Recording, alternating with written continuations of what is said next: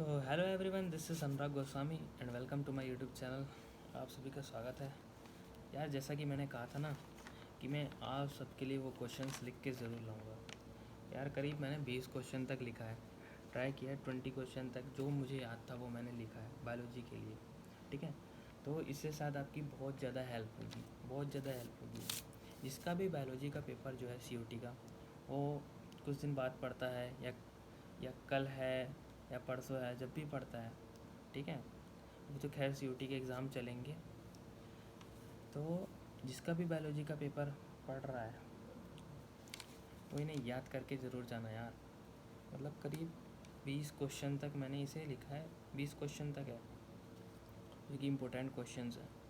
और यार, आप लोग सोच रहे हो ना कि क्वेश्चन यहाँ से देख ले, वहाँ से देख ले। यार, मेरी मानो तो ना क्वेश्चन ऐसे देखो, सही एनालाइज करो, लेकिन जो है ना आपको पूरा ही सिलेबस पढ़ना पड़ेगा। ये ऐसा नहीं है कि इधर से आ रहा है या ये टॉपिक आ रहा है, भाई कहीं से भी आ जा रहा है, मतलब कहीं से भी आ जा रहा है। विश्वास मानो, आपको अगर पूरा सिलेबस आता है तो आपका एक कॉन्फिडेंस लेवल अलग ही रहेगा यार। बाकी पेपर आपकी किस्मत पे भी डिपेंड करेगा आपके साथ क्या सीन है। तो यहाँ पर करीब 20 क्वेश्चंस हैं जो बायोलॉजी के इम्पोर्टेंट क्वेश्चंस हैं, जो मैंने याद करके लिखे हैं। जो भी याद आया मैंने तो लिख दिया गाइस, देखो। तो हम अपने पहले क्वेश्चन से शुरुआत करते हैं। यार, मैं तो कह रहा हूँ आप लोग ना एक पेपर और एक पेन लेकर बैठ जाओ, और जो जो क्वेश्चन मैं बोल रहा हूँ उस क्वेश्चंस को आप लिख लेना। ठीक है, जो जो मैं क्वेश्चन बोल रहा हूँ उस क्वेश्चन को आप लोग लिख लेना। तो बायोलॉजी का पहला क्वेश्चन ये था, और ये हाँ 15th, ये भी बता देता हूँ, ये 15 मई शिफ्ट 1 का पेपर है COT का, बायोलॉजी का। ठीक है, जिसका भी बायोलॉजी का एग्ज़ाम है यार, इन क्वेश्चन को ज़रूर देख लेना। क्या पता आपकी भी शिफ्ट में ये क्वेश्चन आ सकता है, कुछ नहीं कह सकते, कोई आइडिया नहीं है। ठीक है, देखो पहला क्वेश्चन क्या है, ध्यान से सुनना, ध्यान से सुनना और इसको नोट कर लेना, या याद रहे तो अच्छी बात है। पहला क्वेश्चन है कि विच of the following is not the example of recent extent. अब कहोगे भाई ये क्या क्वेश्चन है, तो देखो ये क्वेश्चन वहाँ से आया है जहाँ से तुम्हारा वो चैप्टर है, बायोडाइवर्सिटी एंड कंजर्वेशन है चैप्टर तुम्हारा, वहाँ से एक क्वेश्चन आया है। तो भाई इतनी डीप लाइन से क्वेश्चन आया, मैं बता नहीं सकता यार कहाँ से क्वेश्चन आया है। रुको 1 मिनट, आपको दिखाता हूँ मैं। देखो यहाँ से क्वेश्चन आया, आप सोचोगे कि भाई कहाँ से ही क्वेश्चन पूछा है NTA ने। इसलिए भाई पूरी तैयारी करके जाना चाहिए, मतलब NCERT पढ़ के जाना। NCERT तो बहुत इंपॉर्टेंट है, बहुत ज़्यादा, क्योंकि यहाँ से क्वेश्चन पूछा है गाइस। शायद आप लोग के पास NCERT है, 223 पेजेस का, एंड यहाँ से पूछा है क्वेश्चन। देखो दिख रहा है, नहीं दिख रहा है, सॉरी, यहाँ पे ये यहाँ से क्वेश्चन पूछा है, यहाँ से क्वेश्चन पूछा है। मतलब एग्जाम्पल दे दिया था आप लोग को, जैसे कि कहा विच of the following is not the example of recent extent. जैसे उसमें एग्जाम्पल था जवान, बाली, बंगाल टाइगर्स एंड क्या था, और था पिजन। तो इसमें पूछा था, यहाँ से क्वेश्चन दिया गया, इस समझ सकते हो आप लोग। तो ये तो हमारा पहला क्वेश्चन था। वैसे इसका आंसर जो होगा वो पिजन ना होगा। और दूसरा क्वेश्चन पे आते हैं, चलो।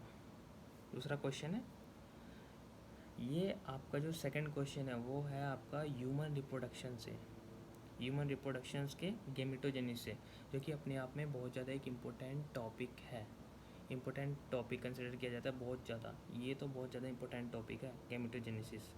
इसमें से स्पर्मेटोजेनेसिस और ओजेनेसिस तो ज़रूर करना भाई, ज़रूर करना। ठीक है, और इसमें बेसिकली आपसे पूछा ये गया था, स्पर्मेटोजेनेसिस का ऑर्डर पूछा गया था कि स्पर्मेटोजेनेसिस का ऑर्डर क्या है। सिंपली क्वेश्चन पूछे जाएंगे, इतने वो बहुत ज़्यादा इजी क्वेश्चन होंगे जो आप ऐसे ही कर दोगे, अगर आपने पढ़ा है तो। अगर आपने पढ़ा है तो आप ऐसे ही ईजी कर दोगे क्वेश्चन को। ठीक है, तो स्पर्मेटोजेनेसिस का ऑर्डर पूछा था, ज़्यादा कुछ ज़्यादा हार्ड वुड नहीं पूछा था। कि भाई ये बताओ, जैसे कि ओजेनेसिस में होता है ना, कौन से फेज़ में जो है अरेस्ट हो जाता है हमारा मियोसिस फर्स्ट, ठीक है। तो ये सब ज़्यादा वो नहीं पूछा मतलब, लेकिन करके जाना है आपको, सब करना है भाई। ये मत सोचना कि आपको छोड़ दो ये टॉपिक इम्पोर्टेंट है, हर एक टॉपिक इम्पोर्टेंट है, हर एक टॉपिक पहले बता रहा हूँ मैं। अगर आप कहीं से भी देखते हो कि हाँ ये टॉपिक ज़्यादा आ रहे हैं, ये टॉपिक कम आ रहे हैं, तो उस चक्कर में मत रहो भाई। भाई पूरा सिलेबस करके जाओ, वन शॉट देख लो कम से कम। किसी भी टीचर के, सब टीचर बेस्ट है अपने आप में, उनके वन शॉट देख लो, एटलीस्ट वन शॉट देख लो, या एनसीईआरटी पढ़ लो। मैं तो कहता हूँ एनसीईआरटी से बढ़िया तो कुछ है ही नहीं, क्योंकि सारे क्वेश्चन एनसीईआरटी से आ रहे हैं, तो एनसीईआरटी पढ़ लो। तो तीसरा क्वेश्चन है, मैं ज़्यादा मतलब बोलूँगा नहीं, जल्दी जल्दी क्वेश्चन बताता हूँ। तीसरा क्वेश्चन है आपका वहाँ से आया, न्यूमेरिकल आया है बर्थ रेट से, मतलब। और भाई न्यूमेरिकल भी इतना इजी आया ना, ऐसे ही कर दोगे, चुटकियों में कर दोगे, चुटकियों में, मतलब बहुत आसान था न्यूमेरिकल। बर्थ रेट से आया है, बर्थ रेट से, समझ सकते हो। अरे वही एग्जांपल दे दिया था कि इतने लोटस थे पहले, और जैसे कि 8 और ऐड हो चुके हैं, तो भाई तुम्हें बताना था। तो मतलब उन्होंने कहा था कि अब पॉपुलेशन हो गई है टोटल 28 ऐसे, तो उन्हें बर्थ रेट निकालना था उसका, ठीक है। तो ऐसे क्वेश्चन है भाई, बहुत आसान क्वेश्चन है, उतने हार्ड नहीं है, आप कर लोगे। चलो फोर्थ क्वेश्चन पर आते हैं। Which of the following is not an example of in situ conservation, ऐसे करके क्वेश्चन पूछ लिया था, मतलब उसमें ऑप्शन दिया था, उसमें ये पूछा था कि इनमें से कौन सा इन सीटू कंजर्वेशन का एग्जाम्पल नहीं है। ऑप्शन दे देंगे, आप लोग तो जानते हो जैसे भी, ठीक है। इन सीटू कंजर्वेशन का एग्जाम्पल कौन सा नहीं है, मेरे में तो आया था, ऑप्शंस में आया था, तो मेरे में तो बोटैनिकल गार्डन था, बोटनिकल गार्डन था, वो मैं लगा के आ गया भाई। और अब आते हैं फिफ्थ क्वेश्चन पर। Question from assisted reproductive technology. भाई रिप्रोडक्टिव हेल्थ अपने आप में एक इम्पोर्टेंट चैप्टर है, बहुत ज़्यादा इम्पोर्टेंट है। तो ये तो बहुत छोटा चैप्टर है, खैर ये तो सारे ही करके जाना, इसमें से कुछ छोड़ना मत। बहुत आसान चैप्टर है, बहुत इजी क्वेश्चन यहाँ से फ्रेम होते हैं भाई। एमसीक्यू में भी फ्रेम हो जाते हैं यहाँ पे क्वेश्चन, जो मैचिंग वाले होते हैं ना, मैचिंग वाले एमसीक्यू में मैचिंग वाले क्वेश्चन फ्रेम हो जाते हैं यहाँ से ज़्यादातर। बहुत इजी क्वेश्चन है तो। चलो नेक्स्ट सिक्स्थ क्वेश्चन पर आते हैं। Question from sexual reproduction in flowering plant से आए हैं, और मतलब मैं जहाँ तक की बात करूँ तो मेरे हिसाब से जो पहला चैप्टर था sexual reproduction in flowering plant, उसमें से बहुत कम क्वेश्चन पूछे गए, बहुत कम भाई। एक क्वेश्चन है, एक क्वेश्चन, समझ सकते हो, एक क्वेश्चन आया इसमें। कहाँ कितनी बार रिवीजन किया इसका, कहाँ कितने टाइम निकाल दिए इसको रिवाइज करके, लेकिन एक क्वेश्चन आया बस। पूछा क्या, फंक्शन ऑफ जम्पोर, बस कुछ नहीं भाई, फंक्शन ऑफ जम्पोर, इतना। यार इतना तो कर ही दोगे आप लोग, विश्वास है मुझे। अब 7 क्वेश्चन पर आते हैं भाई। पहले बता रहा हूँ, इन सबको लिखते जाना, क्या पता आपको इससे बहुत सारी हेल्प हो सकती है। प्लीज़ इन सबको लिखते जाना क्वेश्चन को।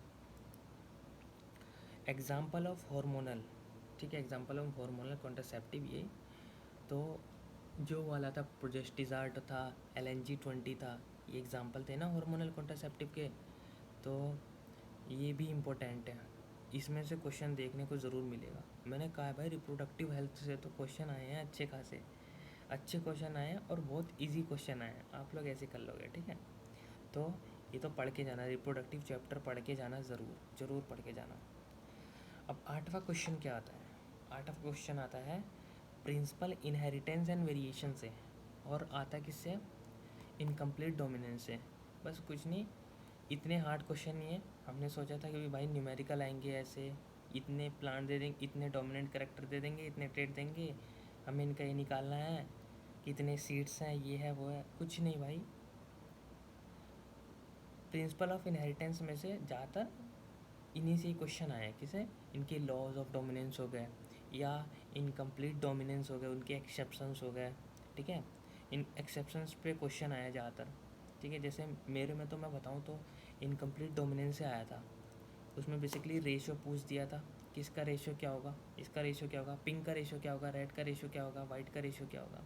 तो बहुत आसान क्वेश्चन था भाई, इतने हार्ड क्वेश्चन नहीं थे। मतलब मैंने सोचा था यार क्या होगा, क्वेश्चन तो बहुत ज़्यादा हार्ड आएंगे, मुझे भी आइडिया नहीं था, लेकिन क्वेश्चन बहुत इजी थे। ठीक है, चलो नेक्स्ट बढ़ते हैं।